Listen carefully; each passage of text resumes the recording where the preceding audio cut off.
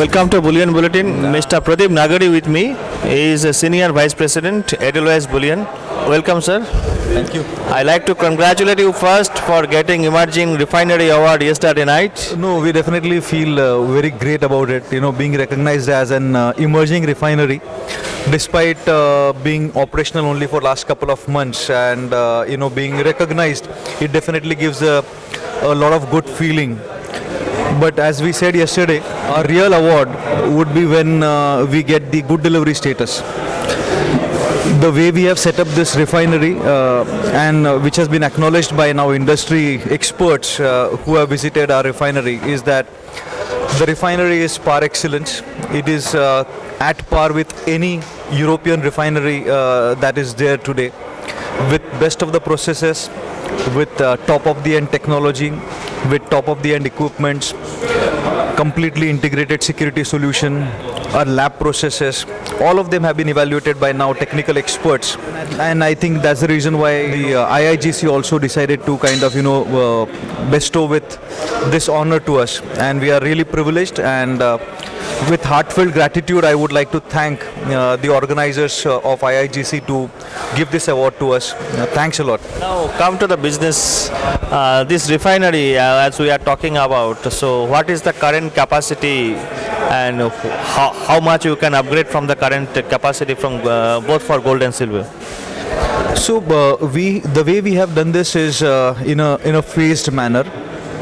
The infrastructure, the utilities and the building that we have set up is to take care of about 200 to 250 tons of gold and about 1000 tons of silver.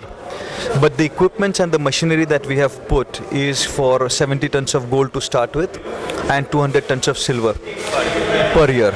And as soon as we fill in that capacity in next couple of months, we would go for the next expansion plan.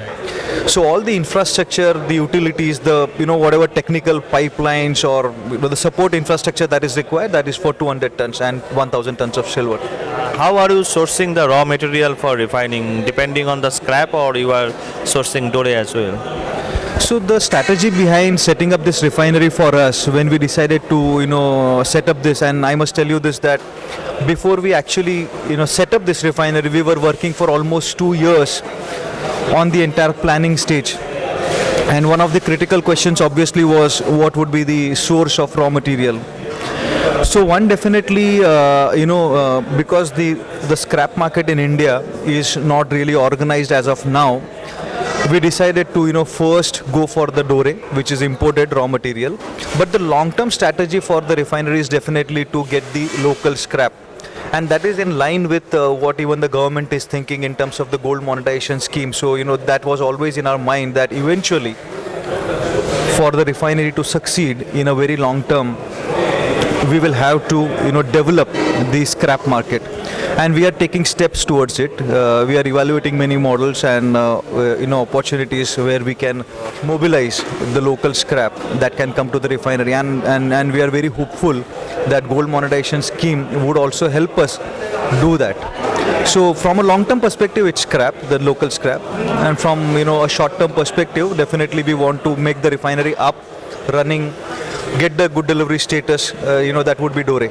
So right now we are, in process of tying up long-term contracts with international miners to give that material to us. On the gold monetization scheme, are you satisfied with the way it has been drafted? You want to suggest some alteration on the draft? What is available till then? The way this scheme has been drafted is definitely a winner as against the gold deposit scheme which was there earlier, which could not garner any deposit despite being there for about 10-15 years, and it could mobilize only about 40-50 tons. But I think the way this scheme has been drafted, I think it may be a very successful scheme. Obviously there are a couple of points which still need to be how much return the customer will get.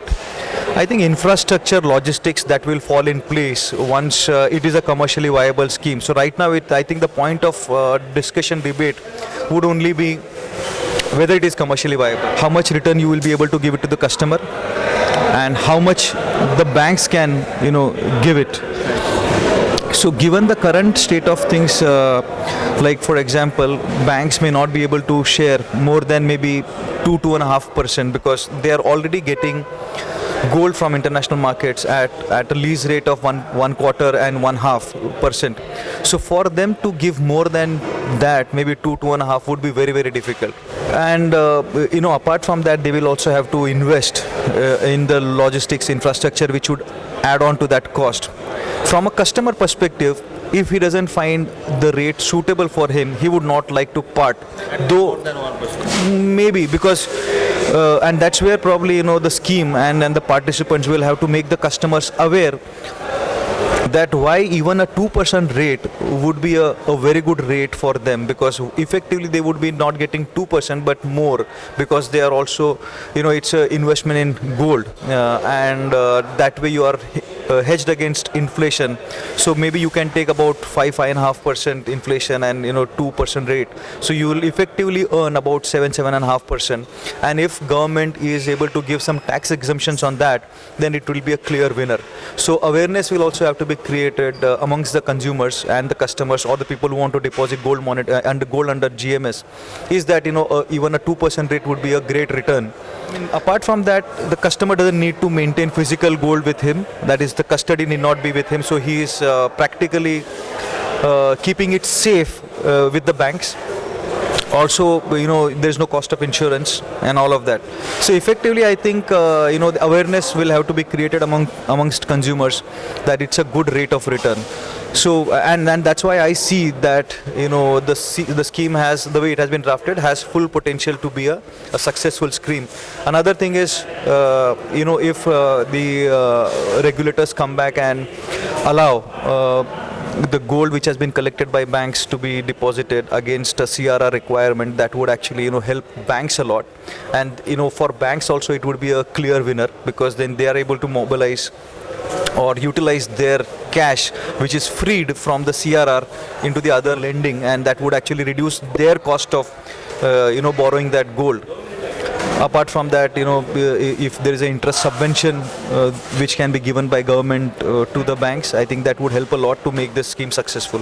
So I think the way the scheme has been drafted, I think there are not many glitches. I think it will evolve.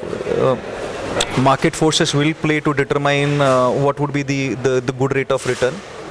And that's why I think it could be a good scheme and has all the factors which can make it successful. But the government has clarified recently that bank cannot use that deposited gold as a part of CRR. Right, so which they have done so.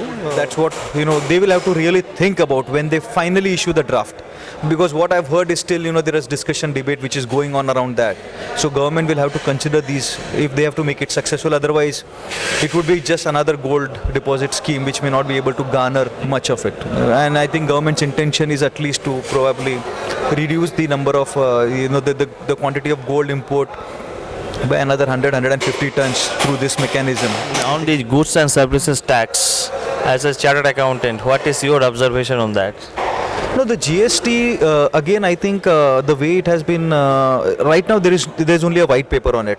So there is no legislation or the language of act, or it's not in form of a bill. So we are still not clear on many things of how finally it will be, for the gold industry or the bullion industry or the jewelry industry.